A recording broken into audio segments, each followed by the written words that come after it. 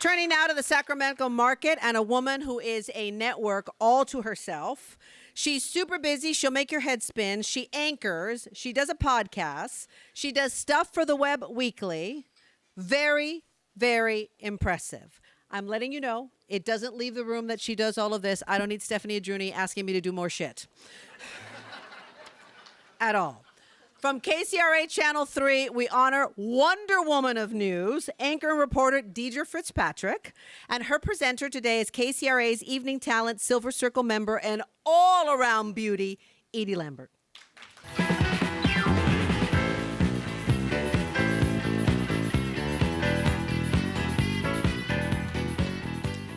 right, sorry, Jessica, we're going to do this.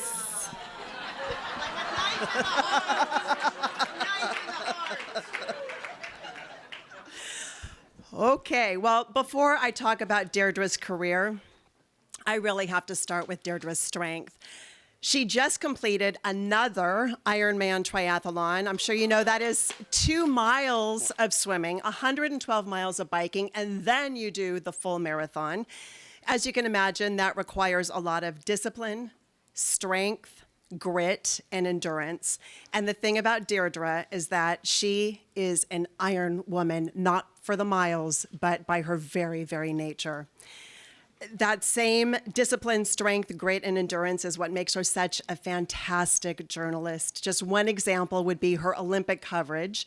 She has covered all the Olympic Games starting in 2000 with the Sydney Olympics. Those assignments are their own marathon. This is 3 weeks of insane deadlines, sleep deprivation, logistical challenges, and trying to keep track of time zones when you're doing live shots for all 30 Hearst stations. So here's the thing about Diedre. She thrives in those extreme conditions. She loves a good challenge, and that's what makes her so darn excellent at them. The other part of what makes her so good at this job is how deeply she cares. She is one of the best writers and storytellers I know, and she puts her heart into making sure that she does every story justice. When she's not in an Olympic sprint, Diedre finds new challenges. As Jessica mentioned, she was the first in our newsroom to create a blog. After that, she created a podcast. As usual, she was super scrappy about it, and she records it in her laundry room with her own equipment, and it is excellent. She has broken through the incredibly competitive world of podcasts in the Apple ranking, so that tells you a lot about what she produces. And of course, she's also our star morning anchor. She makes that shift look easy. She's done it for 22 years, and we all know it's not. That also requires a lot of endurance and discipline. And then on top of all that, somehow she makes time for her dearest friends.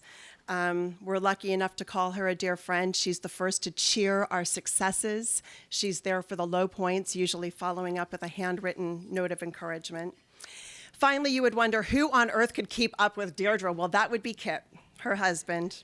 He is also an Iron Man. He also has a huge heart. And any discussion of the way Diedre leads with her heart has to include Colin and Declan, who are here, her sons, at the center of her life and her heart, even when her life takes her to Sochi or London or Tokyo. And I know you guys are really proud of your mom right now, but I hope you know how proud she is of you, too. So with that, here's a look at some of Diedre's career highlights. I would like to mention that they were all put together by photographer and editor Mike Domalog, Diedre's partner in all of our Olympic coverage and so many other things. Public service workers have until 11:59 tonight to apply. I'm completely unqualified to do anything else because I never once thought about doing anything else. I announced to my family when I was 4 or 5 years old, watching Walter Cronkite with my dad, that's what I'm gonna do. With Diedre Fitzpatrick. Hey, I'm sorry I mispronounced your name. Diedre? It's Fitz. Oh, it's Fitz. She's Fitz. My name is Fitz. You know my name. Diedre is the same person she is on the air as she is off the air, somebody who's always known who she is, even from when she was a little girl interviewing her stuffed animals. My dad did not think this was a good career, not stable. He worried about me being able to make it until he saw me at the University of Missouri and he saw me on TV at KOMU, the university's NBC affiliate. and he heard me on the radio, and then he was like, wow, what a job. And then they were my biggest supporters after that. And he was attacked by a beanie-wielding mob of people. She's a first-generation American, so she has that kind of work ethic. She has the sense of humor of an Irish pub. So she is who she is on the air, and I think that shows through to her viewers. Of course, what goes up must come down, and there have been times Annie's gone up and needed a little bit of assistance. She's so smart, intellectually curious, will challenge you on anything that you're saying. She knows pretty much a little bit about everything. I love talking to people, and I feel like everybody's got a little something to tell, and I think it's a real privilege to get to pull that out of people and to set them up to tell that story, to make them feel good about telling their story. How cool is that? Oh my gosh, we've been around the world and back, and then back around the world again. And by the time it was done, it was the longest man-made structure in the world. Getting to travel for the company and getting to tell all these stories around the world and see the Olympics through these athletes' eyes, but then also make our viewers back at home feel like they were there too. She's done 26 marathons, 2 full-length Ironmans, to raising our children. She manages to pull it all together on much less sleep than all the rest of us. First thing, we always talk about the weather, and then we talk about our next fitness adventure. In the morning, when she comes in to join me on the desk, she's like the home run hitter. I know I can always count on her. You know, I stayed on the morning show for my family because for me and for our family, it made more sense. It allowed me to still do this job that I really love and to have these big opportunities while they were asleep. Take a second. Look how amazing what we are experiencing is. And to actually feel it and appreciate it in the moment is huge. So yeah, I am still having as much fun, if not more, than I did years ago. And that's pretty cool to be able to say about a career. Yeah, and everywhere you go, there's a blower. And everywhere you go. Yeah. Please welcome Diedre,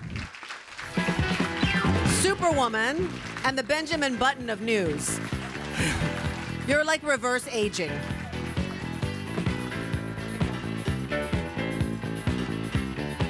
I'll bring this one down too. Wow, so much self-reflection, and I have got to think that this is what it would be like going to your own wake, because that's kind of what that has felt like over the last couple of weeks as it was being put together. Fun fact, I actually turned down the job I have 3 times. I never wanted to be a morning anchor, like really didn't want to be a morning anchor. And Fred Young from Hearst Television came into town and he pulled me into a room and thought I was just getting fired. And instead he said, why do you keep turning this job down? And I told him that in my mind, it was a dead end. I was in my 20s. I told the vice president of the company it was a dead end and that I really wanted to do big things. And he said, you know, morning news is changing, and I think that you could be part of that change. And if you take this job, I promise you that you will do big things. And that's the backstory of how I ended up on the Olympic project for Hearst Television and helping develop what we've done over the last 20 years. The second mentor I had was Brian Bracco, also with Hearst Television, and he taught me, drilled into me, that if you have fun doing your job, you can do anything. No matter the hours, no matter the conditions, you can do big things if you're having fun. And so I have always tried to have as much fun on the company dime as possible, as you can see. My third mentor is a woman, Wendy Chioji, and Wendy taught me the people part of the newsroom, and what she taught me about people is to be competitive as a team, but not with each other. And that for me has been huge. She also taught me to do your best every day to set people up for success, to help them be their best, and in turn, you're probably going to be successful too, to recognize the small parts of the day that make people feel good about the job that they did, and maybe they'll show back up again at 2 a.m. the next day, which is super important. So in terms of the people around me, Mike Domalog, Dommy as we call him, is the one who put that video together. And also for Dave Ramos, who'll be up in a few moments. He is the big brother I never wanted, but I didn't know I so desperately needed. And he has made me look good behind the scenes and on television for 20 years. He is the greatest friend that I could ever have, and I couldn't respect, like, or love Dommy more. And I'm so sad he's not here today. Edie Lambert, I don't think that there often are you? Oh, there you are. I don't think there are a lot of relationships like you and I have in newsrooms, and it's a shame because I think we're better professionally and personally because of the support that we give each other. Gretchen Littlejohn, who led our morning news for 19 years, is still our greatest cheerleader, although she's off on holidays now and rubs it in every time one of them rolls around, which is a lot from what I can tell. Ariel, you are a breath of fresh air for us, and we love your leadership. Oh, I'm not done. Derek, Tamara, Claire, and Alex, thank you for being here to support me today. And to my family, Kip, I'm so appreciative of the partner that you are in our life and the sacrifice that you make. Having a wife on TV is not nearly as glamorous as people think it is. It's actually quite annoying. And to my children, it's super embarrassing. And I'm aware of it. But I do hope both of you find careers that you love as much as your father and I love our careers. I hope you know that working hard is what makes you lucky in life usually. And I hope that you know that by giving back and being of service to others is really where you succeed. So I love you all, and thank you very much for this honor. It's especially humbling knowing that I still don't have a plan B in my life. And I'm really glad that this has worked out. So thank you.